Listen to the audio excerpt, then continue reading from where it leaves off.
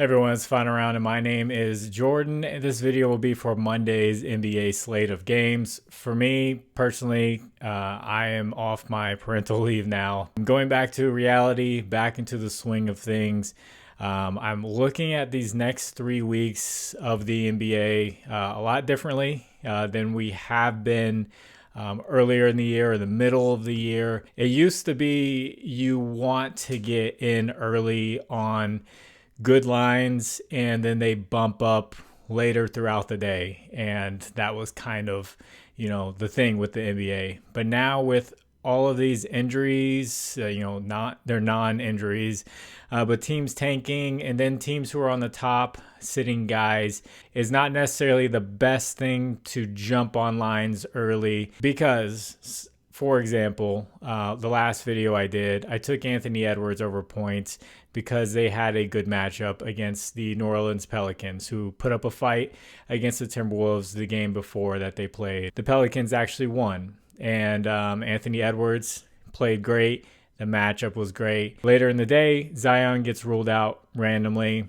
Then it's very, very, very high blowout potential, and you don't want to have the over on 27.5 points or something like that. So I think it's fine to get in early on lines for games where both teams need to compete for playoff spots.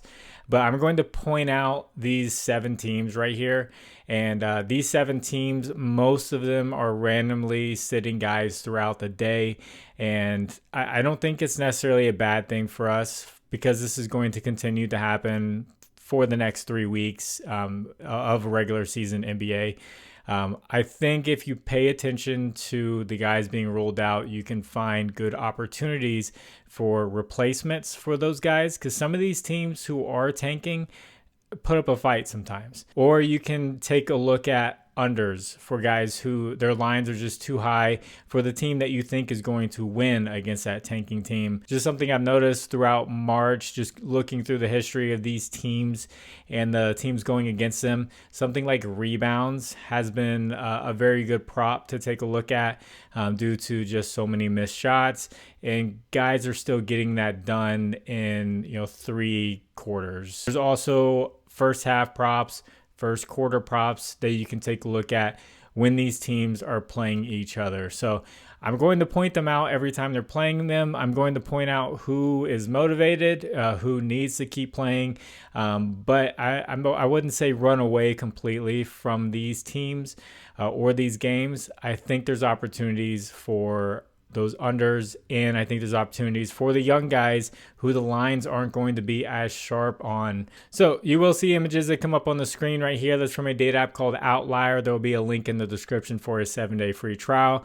Sorry for the long intro. I just want to talk about how the approach should be for the next 3 weeks. I'm going to quickly walk through the games because I said I'm going back to work, gonna have to knock these things out a lot quicker. I was spending 3 to 5 hours on videos for the full slate breakdowns, but now I'm have about 2 hours to look at everything.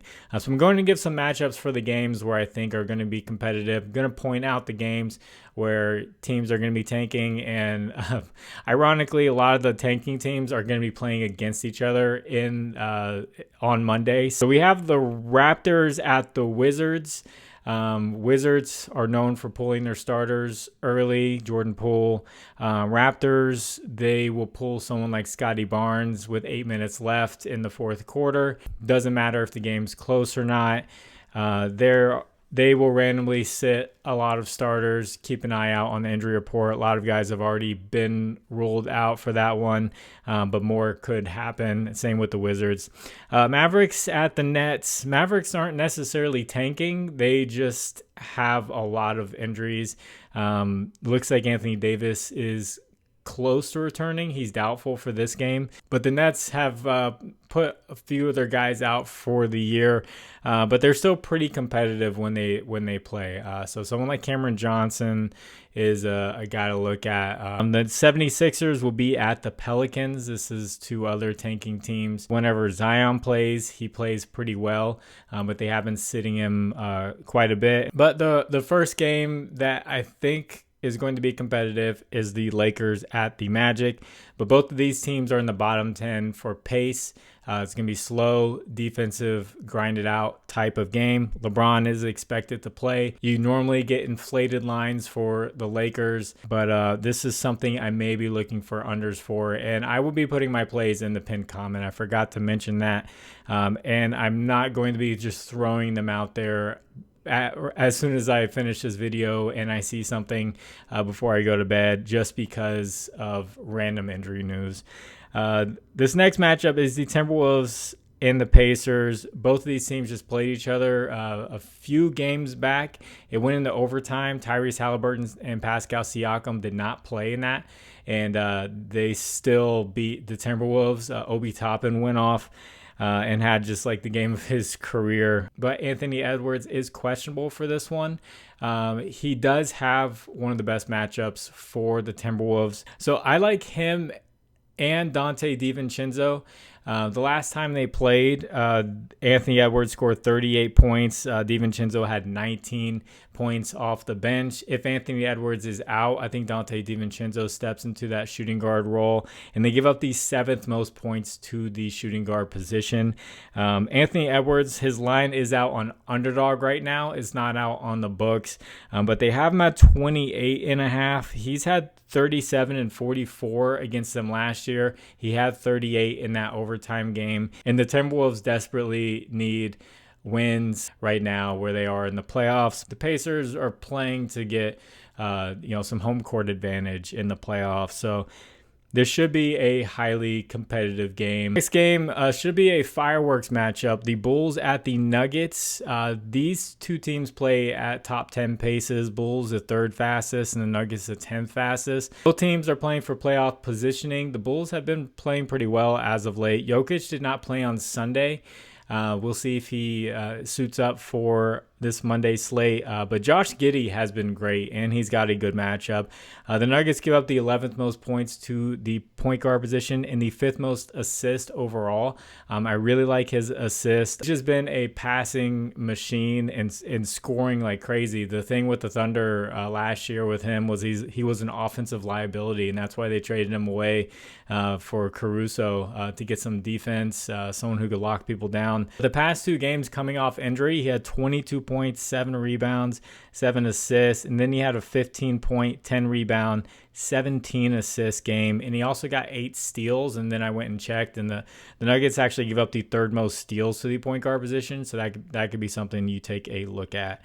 Matchups for the Nuggets are all great for the shooting guard position with Christian Brown, small forward position, Michael Porter Jr., and then the center position. I really like this center position matchup, and I really hope Jokic decides to make a return here. The Bulls give up the 2nd most points to the center position, the 5th most rebounds, and the 8th most assists overall. They played each other not too long ago, and he had 33 points, 12 rebounds, 14 assists.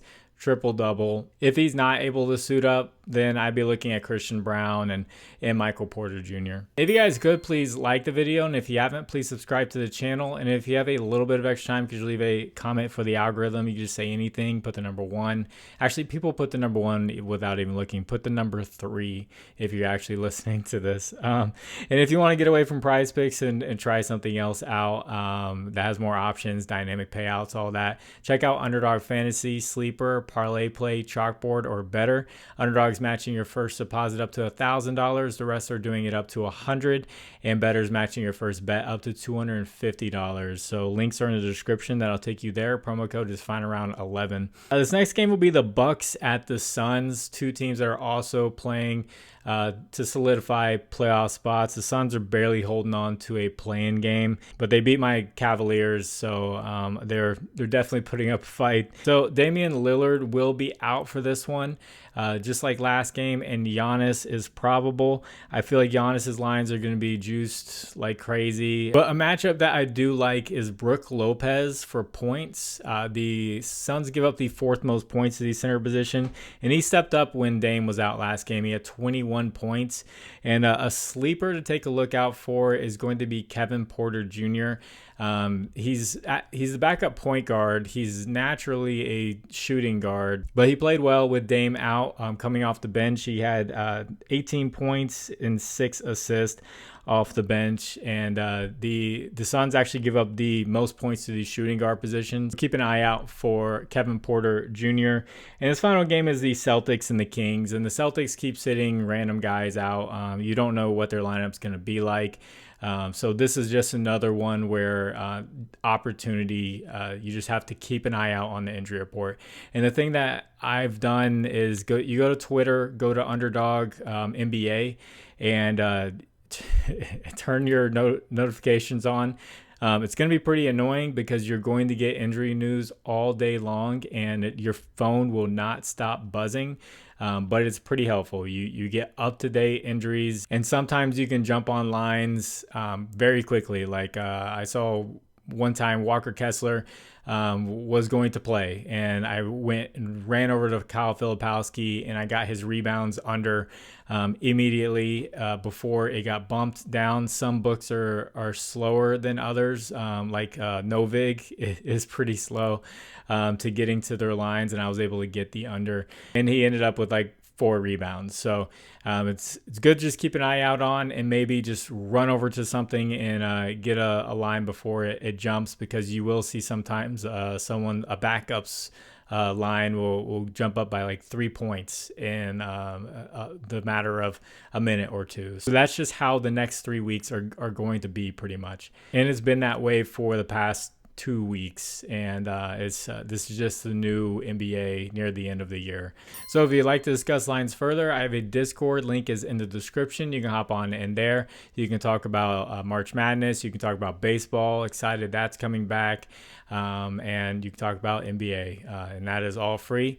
So you can hop on in there. I'm going to get this edited and get it out to you, and I'm going to get back to reality tomorrow. So God bless you all. It's the final round. My name is Jordan. I will catch you on the next one. Bye.